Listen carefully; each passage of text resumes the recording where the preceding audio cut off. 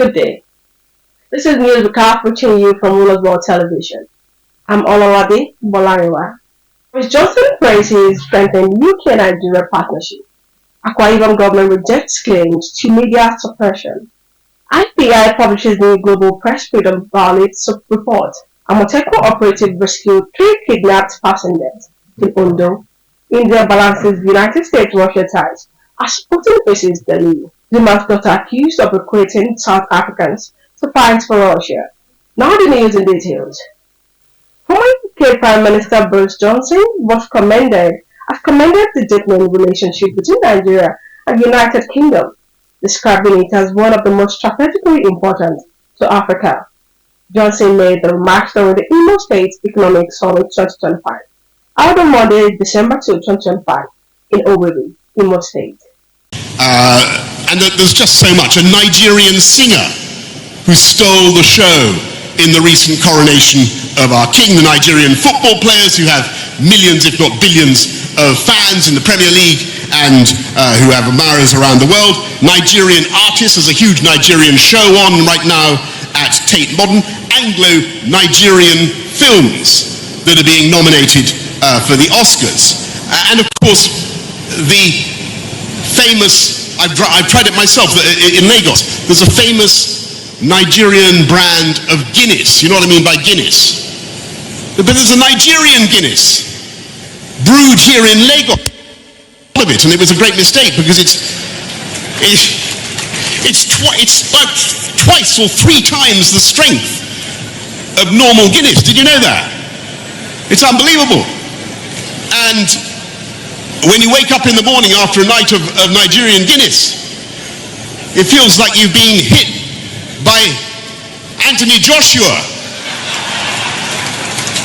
whose punch, ladies and gentlemen, is, as the good book says, one of those things that it is more blessed to give than to receive.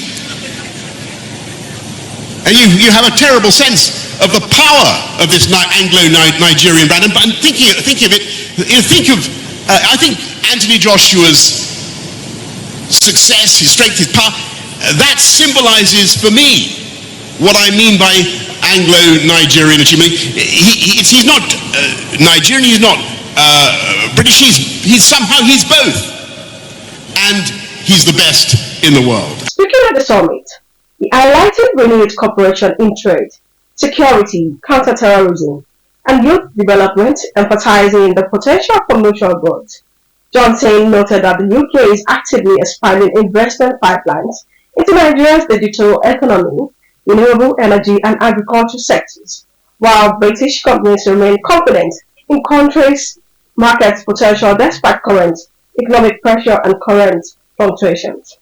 Johnson further stated that both countries must continue to strengthen diplomatic coordination, pointing out that Nigeria's regional influence and abundant human capital make it a vital partner to the UK's long-term global strategy. He praised Nigerians' talent and resilience, saying the partnership could deliver meaningful results for both nations in years to come. Akwa Ibom State government has strongly refuted allegations that is clamping down on press freedom or targeting journalists for critical reporting. In a statement, the government described the claim as an orchestrated attempt to mislead the public, insisting that the state remains one of the most media-friendly in the country. Officials reaffirmed their commitment to openness and transparency, stating that journalists have full access to public institutions and government programs. They maintained that no journalist has been arrested or threatened over their work and dismissed the accusations as politically motivated. The state government urged media professionals to continue practicing responsible journalism, as hailing them of continued support, collaboration and protection under its administration. In the same vein, the International Press Institute, IPI, has released a new global report naming political actors, governments and security agencies and private networks responsible for the suppression of media freedom across multiple countries. The document details increased cases of journalist intimidation, newsroom trade, online harassment, and misuse of cyber laws to silence critical reporting. According to IPI, press freedom continues to decline sharply in several democracies, with journalists facing unprecedented risks for exposing corruption, poor governance, and human rights abuses. The report also warns that digital surveillance tools are being deployed in more subtle and sophisticated ways to monitor reporters. IPI is urging world leaders to take immediate steps to protect journalists, emphasizing that attacks on the press weaken public trust and strengthening the accountability systems that sustains democratic societies. Now local news. The Ondo State Security Network Amotekun has recorded another major breakthrough after rescuing three passengers who were kidnapped while traveling through a remote route in the state. The successful rescue operation also led to the arrest of four suspects believed to be part of a wider criminal network involved in kidnapping, attempted abduction, and fraud. Commander Adetoji Adeleye, who commanded the suspects in Akure, said the operation was a part of 48-hour coordinated sweep under Operation LE1 Jadi, reinforced by border patrol units and the round-clock environment surveillance. He explained that the suspect were tracked through intelligence gathering and joint operations with local hunters.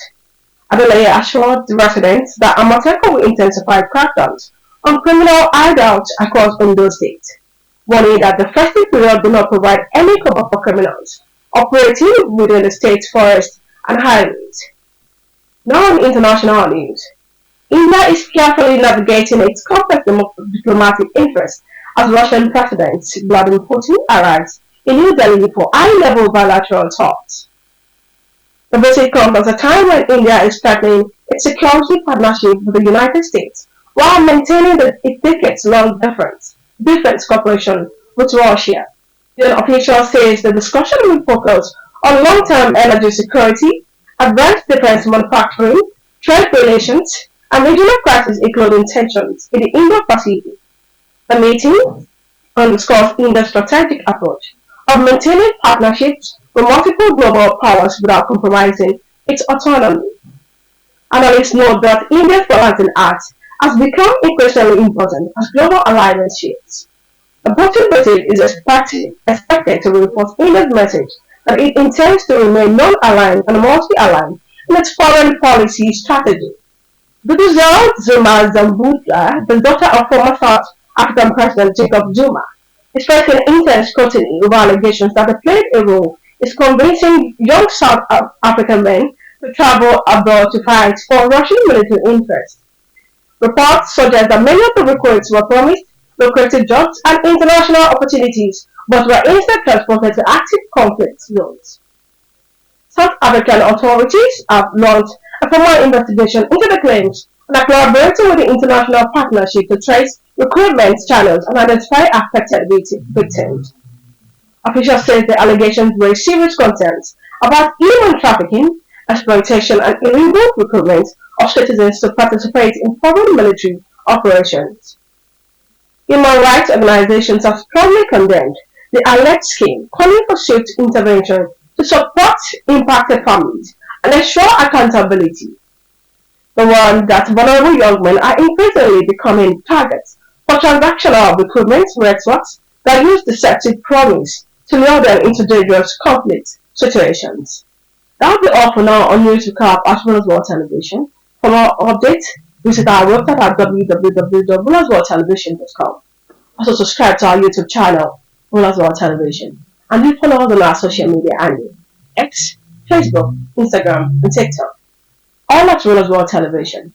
Thank you for watching. Until next time.